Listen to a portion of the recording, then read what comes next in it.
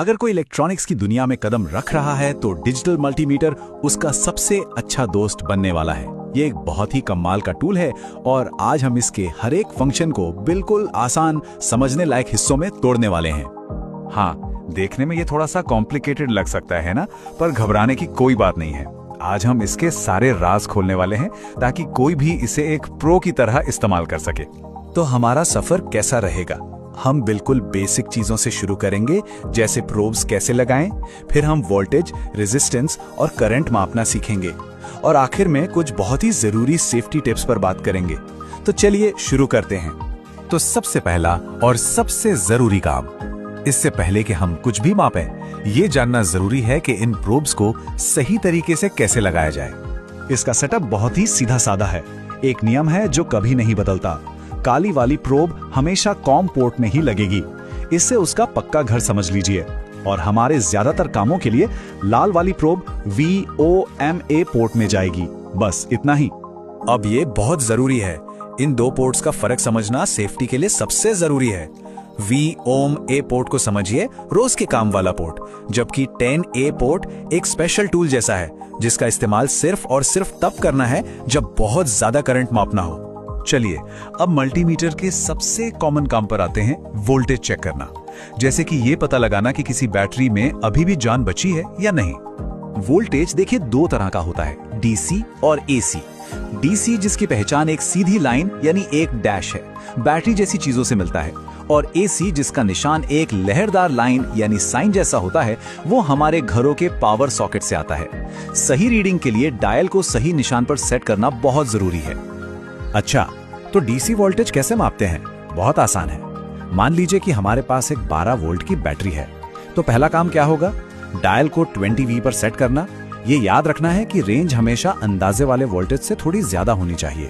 फिर बस लाल प्रोब को पॉजिटिव पर और काली प्रोब को नेगेटिव पर रखना है और स्क्रीन पर एकदम सही रीडिंग आ जाएगी। और ये देखिए, जब सही रेंज चुनी जाती है तो कितनी शानदार रीडिंग मिलती है। दशमलव के 2 अंकों तक की सटीकता जब किसी सर्किट पर काम कर रहे हों तो ये बहुत मायने रखती है। लेकिन क्या होगा अगर हम रेंज बहुत ज्यादा सेट कर दें, जैसे कि 200V?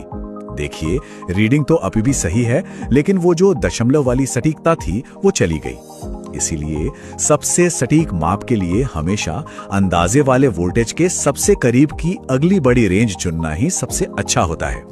कभी नेगेटिव रीडिंग दिखे तो घबराना नहीं है। ये कोई गलती नहीं है, ये तो मल्टीमीटर का बताने का एक स्मार्ट तरीका है कि प्रोब्स उल्टे लग गए हैं, यानी लाल वाली नेगेटिव पर है और काली वाली पॉजिटिव पर। ये असल में बहुत काम की जानकारी हो सकती है। चलिए अब इसके कुछ जासूसी वाले काम देखते हैं। ये फंक्शंस ये पता लगाने में मदद करते हैं कि क्या कोई कंपोनेंट खराब है या कहीं कोई तार तो नहीं टूटा हुआ है। किसी रेजिस्टर की वैल्यू पता करना एक छोटी सी पहेली सुलझाने जैसा है। सबसे कम रेंज से शुरू करें। अगर स्क्रीन पर 1 दिखे तो वो कह रहा है और ऊपर जाओ, तो रेंज बढ़ाते जाइए जब तक कि कोई असली नंबर ना मिल जाए।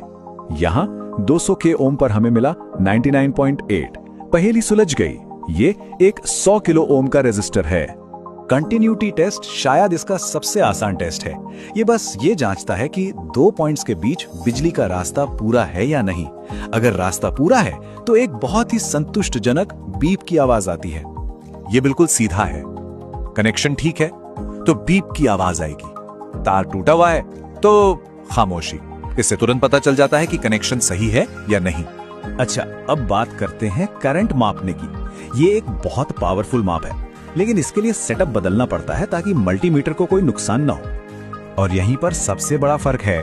वोल्टेज मापने के लिए हम सर्किट को बाहर से छूते हैं, लेकिन करंट मापने के लिए सर्किट को तोड़कर मल्टीमीटर को उसका हिस्सा बनाना पड़ता है।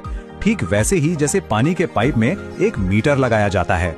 इसे सीरीज में कनेक्ट करना कहते हैं। करंट मापने के लिए इन स्टेप्स को ठीक से फॉलो करना बहुत जरूरी है।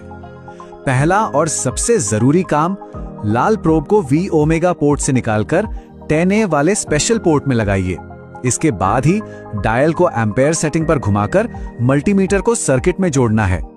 चलिए अब उस सबसे जरूरी सलाह पर आते हैं जो किसी को भी एक आम और महंगी गलती से बचा सकती है। यह एक बहुत बड़ी बात है। यह हमें याद दिलाता है कि बड़े से बड़े अनुभवी लोग भी ये एक छोटी सी गलती कर सकते हैं और इसीलिए अगली बात को ध्यान से सुनना बहुत जरूरी है। तो ये है वो एक गलती जिससे हर हाल में बचना है। अगर लाल प्रोब 10A पोर्ट में लगी हो और उससे वोल्टेज मापने की कोशिश की जाए तो एक डायरेक्ट शॉर्ट सर्किट बन जाता है। मतलब बिजली को एक बहुत आसान बेकाबू रास्ता मिल जाता है। इससे मल्टीमीटर का फ्यूज तुरंत उड़ जाता है। तो एक सुनहरी आदत बना लेनी है, जैसे ही करंट मापने का काम खत्म हो, लाल प्रोब को वापस उसके घर VO में A पोर्ट में रख दें, हमेशा। तो अब जब इसके सारे रहस्य खुल चुके हैं तो सवाल ये उठता है कि सबसे पहले क्या जांचा जाए।